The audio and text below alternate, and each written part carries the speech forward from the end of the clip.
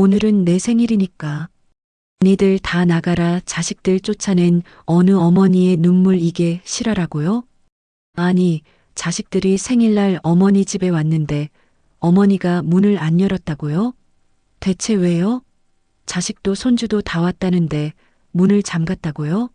처음 이 이야기를 들은 사람들은 믿지 못했습니다. 그저 삐친 노모의 투정쯤으로 넘겼지만 이건 단순한 가족 싸움이 아니라 내 인생의 마지막은 내가 결정하겠다는 어느 어머니의 조용한 전쟁 선언이었습니다. 충청남도 논산 조용한 시골 연립주택의 아침. 박선희 올해 74.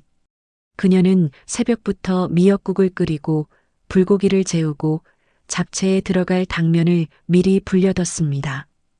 올해는 자식들이 와서 한 숟갈이라도 먹어주면 좋겠다. 그녀는 속으로 기도했습니다. 자기 생일상을 차리며 기도하는 어머니. 그걸 상상만 해도 가슴이 먹먹하지 않나요? 퇴근 후 서둘러 달려온 자식들과 손주가 집 앞에 도착했습니다. SUV 한 대가 조용히 골목길에 멈춰서더니 문이 열리고 들뜬 손주의 목소리가 먼저 울렸습니다. 할머니 나왔어. 엄마 생일 축하해요. 일 끝나자마자 바로 출발했어요. 그러나 그날따라 현관문은 묵묵히 닫혀 있었습니다. 불도 켜지지 않은 집안, 대답도 없고 자식들은 처음으로 당황한 표정으로 서로를 바라봤습니다. 그런데 현관문은 굳게 잠겨 있었습니다. 문고리도 인터폰도 반응이 없습니다. 자식들은 당황한 얼굴로 서로를 바라봤습니다. 엄마, 무슨 일이세요? 왜 문 안 여세요? 애까지 데려왔는데 할머니한테 인사도 못하. 게요? 그 순간 둘째 며느리가 휴대폰을 꺼내 들었습니다. 여보, 혹시 안에 계신 거 맞아? 아니, 이거 무슨 일이야? 불도 안 켜졌잖아. 큰아들은 초조한 듯 집 주변을 서성이며 말했습니다. 이거 이상한데. 우리 엄마가 이렇게까지 문을 잠그는 분이 아닌데. 잠시 후 손주가 고개를 들고 묻습니다. 아빠, 할머니 어디 아프신 거 아니야? 우리 119 부를까? 며느리는 잔뜩 긴 얼굴로 중얼댔습니다. 진짜 이상한 애 아예 전화를 꺼두신 것도 처음이잖아. 긴장감이 흘렀고 그제야 큰아들의 손끝이 다시 인터폰을 누르며 마지막으로 문틈에 대고 말했습니다. 엄마 제발 말 좀 해줘요. 우리 무슨 일 있는 건 아닌 거죠? 그리고 그 순간 안쪽에서 낮으면서도 단단한 목소리. 오늘은 내 생일이니까 니들 다 나가라. 자식들은 순간 얼어붙었습니다. 그녀는 창문 틈으로 바깥을 내려다보며 떨리는 목소리로 말했습니다. 이제는 너희들 기다리지 않기로 했어. 그녀는 처음부터 문을 잠글 생각이었다고 말했습니다.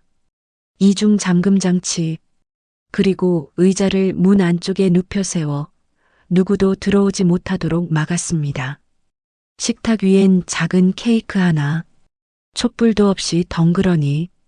그녀는 말없이 케이크를 바라보며 홀로 앉았습니다. 손에는 수저 하나, 눈에는 눈물 한 방울조차 없었습니다. 이미 너무 많이 울어서 이제는 울 힘조차 남아있지 않았던 겁니다. 동네 사람들은 웅성댑니다. 어머, 선희 할머니 왜 저래? 치매 아니야? 아니, 생일날 자식이 찾아왔는데 문을 안 연다니. 그러나 아무도 몰랐습니다. 그녀가 왜 문을 잠갔는지, 왜 그토록 단호했는지, 그리고 이 조용한 외침이 어떻게 통쾌한 복수와 감동의 결말로 이어지는지, 그건 지금부터 시작입니다. 이건 투정도 아니고 치매도 아닙니다.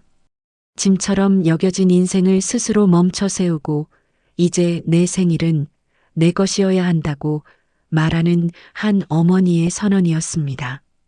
이제 시작입니다. 그녀가 왜 이렇게까지 해야만 했는지 끝까지 들으셔야 합니다. 사람들은 말합니다. 그래도 자식인데 섭섭해도 참는 게 부모지. 하지만 그녀는 말했습니다. 그래서 참았어. 너무 오래 참았지.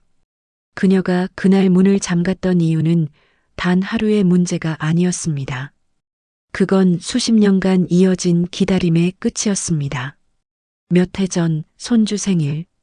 작은 아들이 말했죠. 엄마, 손주 생일인데 오실래요? 기꺼이 갔습니다. 큰 케이크 들고 용돈 봉투 챙기고 새로 산 옷까지 입고 깔끔하게 단장해서 그런데 도착하자 며느리가 속삭였습니다. 어머니는 잠깐 앉아 계세요. 우리끼리 사진 한 장만 찍고 올게요. 사진 속엔 할머니는 없었습니다. 그녀는 멍하니 앉아 케이크 상자만 만지작거렸습니다. 그리고 가장 아팠던 날은 바로 생일이었다. 작년 이맘때 그녀는 새벽 5시에 일어났다. 다시마 육수를 먼저 끓이고 돼지불고기 양념을 했다.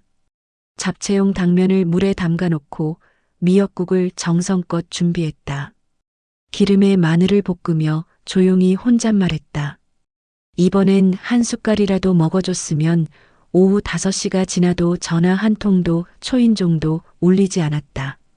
냉장고를 열었다 닫기를 반복하며 그녀는 식탁 앞에 조용히 앉았다. 그러다 오후 6시쯤 큰아들에게 전화가 왔다. 엄마, 미안해요. 애가 감기에 걸려서요. 요즘 감기 유행이잖아요. 오늘은 찾아뵙기 힘들 것 같아요. 다음에 갈게요. 그녀는 그래, 얼른 나아야지 하고 웃었지만 해마다 반복되는 뻔한 거짓말이란 걸 알고 있습니다. 그래도 혹시나 했는데 역시나였다. 전화를 끊은 뒤 식탁 위에 놓인 반찬들을 한참 동안 바라보았다. 그리고 휴대폰을 들었다. 작은 아들에게 전화를 걸었다. 신호음 뒤에 들려온 목소리. 엄마, 지금 회식 중이에요. 회장님도 같이 계셔서요. 끝나고 전화드릴게요. 기다렸지만 그날 밤까지 다시 걸려온 전화는 없었다. 그녀는 마지막으로 작은 며느리에게 짧은 메시지를 보냈다. 오늘 미역국이랑 불고기 했는데 혹시 시간 괜찮으면 들릴래?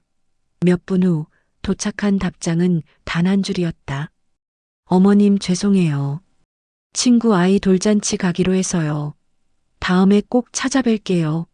그녀는 핸드폰을 내려놓고 식탁 위를 천천히 쓸었다. 어쩐지 그날따라 시계 초침 소리만 더 크게 들렸다. 다음엔 언제가 될까? 음식들을 밀폐 용기에 한 통 한 통 나눠 담아 냉장고에 넣으며 혼잣말하듯 중얼거렸다. 이걸 준비한다고 힘든 게 아니라 사랑이고 정성인데 내가 너희들을 사랑하는 내 마음이었는데 이건 처음이 아니었다. 몇 달 전 작은 며느리의 전화. 어머님, 애가 아파서 어린이집 못 샀어요.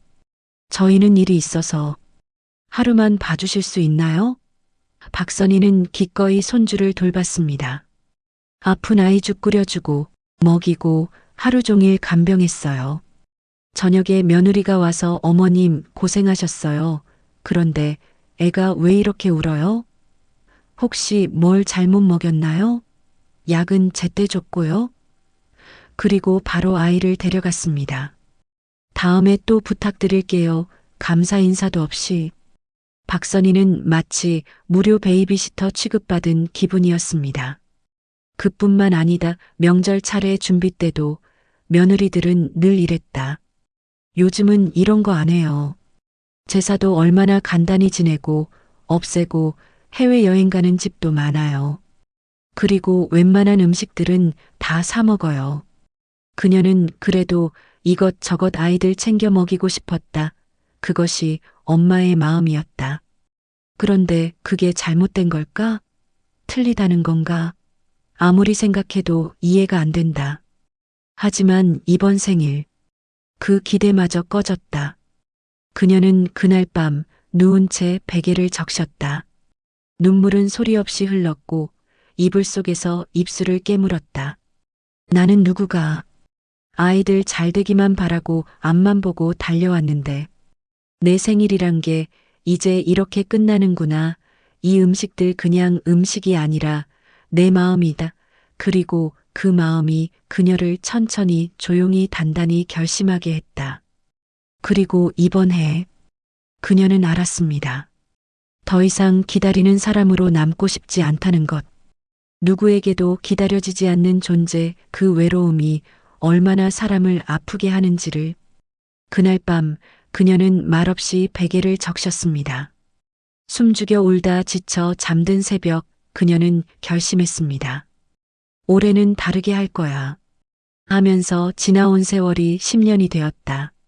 내가 너무 편한 거냐 그래서 함부로 생각하는 거야. 이젠 내가 나를 지켜야겠다. 한 어머니의 생일상이 아니었습니다. 그건 나도 누군가에게 소중하고 싶었다는 고백이자 외침이었습니다. 사람은 상처를 받으면 운다. 하지만 상처가 깊으면 아무 말도 하지 않는다. 박선희는 그날 조용히 핸드폰을 들고 있었다. 며느리에게 조심히 와라는 음성 메시지를 보내려다 우연히 가족방이라는 단톡방 알림을 눌렀다.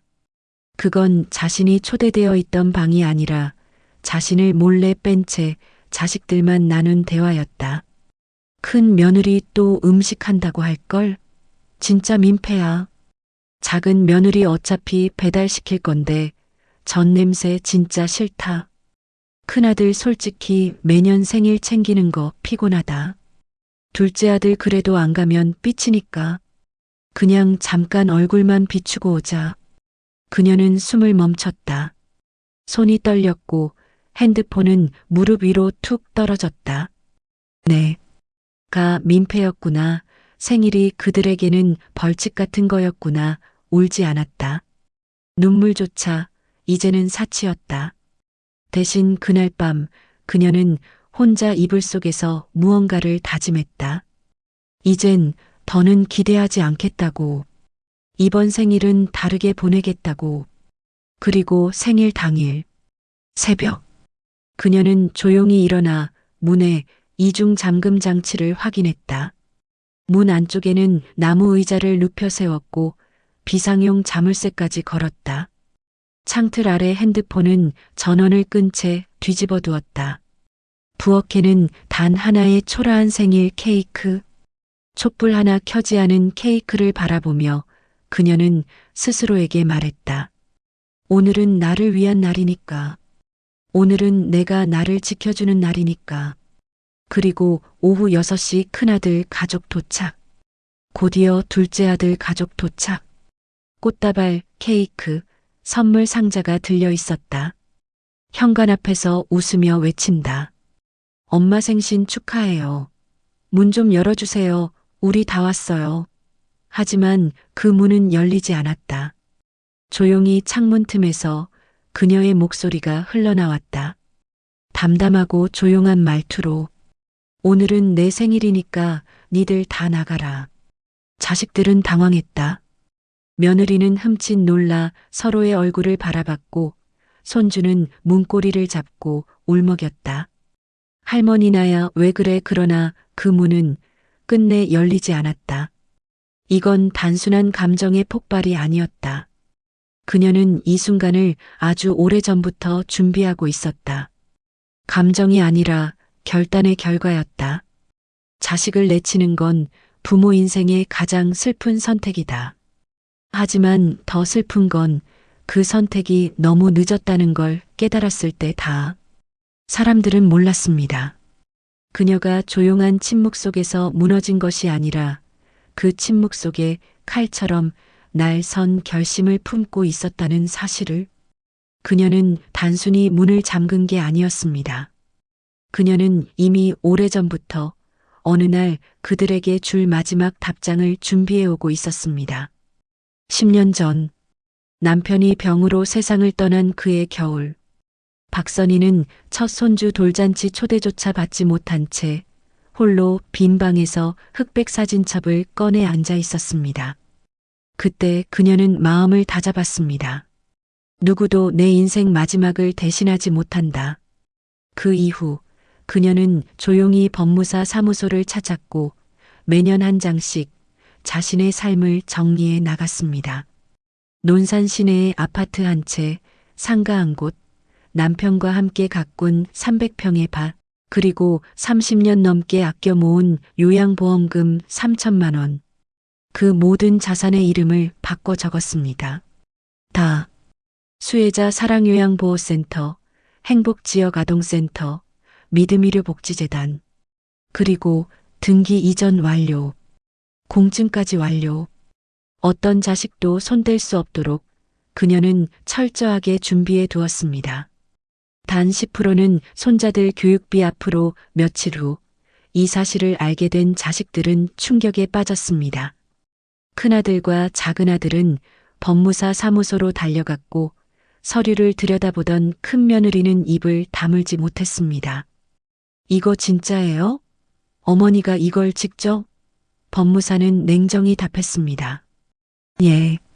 어르신이 직접 오셔서 모든 문서에 서명하셨고 이 절차는 법적으로 유효하며 돌이킬 수 없습니다.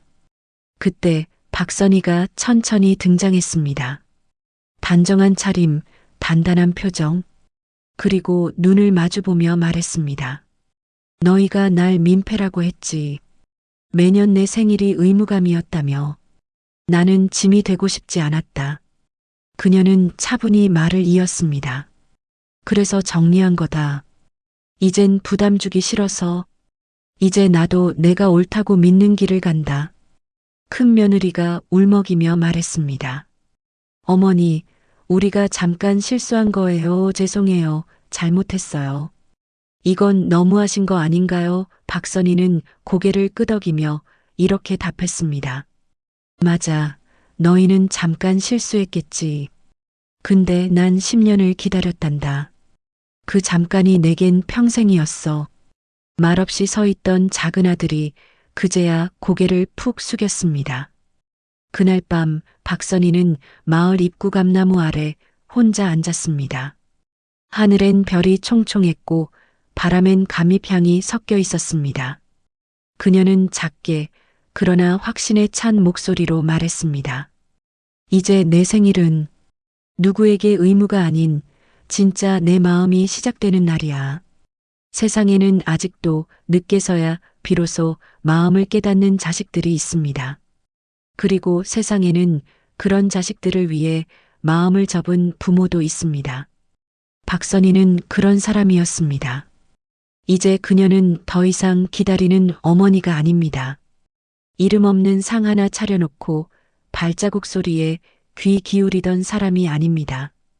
매주 수요일 경로당 작은 부엌에서는 된장 냄새가 은은히 퍼지고 부침개 굽는 소리에 웃음소리가 섞입니다.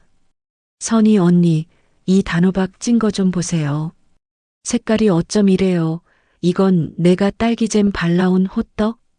애들 먹다 남긴 거 말고 진짜 만든 거라고요. 도라지 무치느라 손이 아파 죽는 줄 알았어요. 그래도 맛은 있어요. 내가 오늘은 멸치볶음으로 승부 봐야지.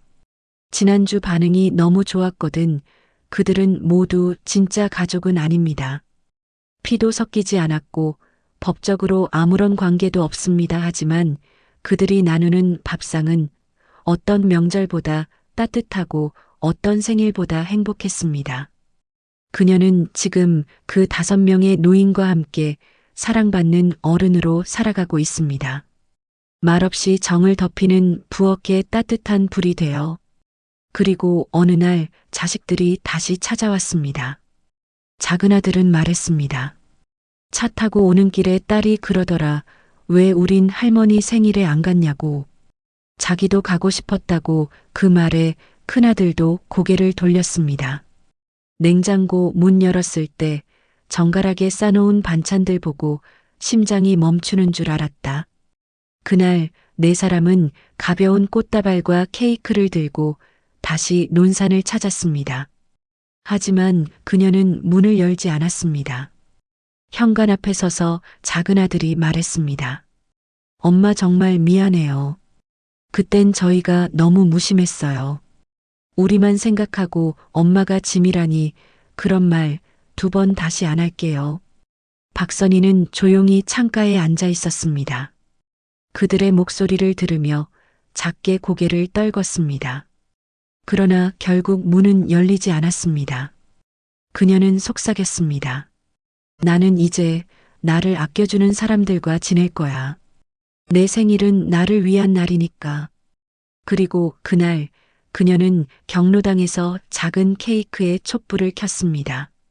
촛불이 깜빡일 때마다 창문 밖 별빛이 그녀의 눈가를 비추었습니다. 때로는 피로 맺은 관계보다 마음으로 맺은 관계가 더 진합니다. 때로는 가장 가까운 이가 가장 깊은 상처를 주기도 합니다. 그러나 존엄을 지킨 삶은 결코 외롭지 않습니다. 박선희의 이야기는 말합니다.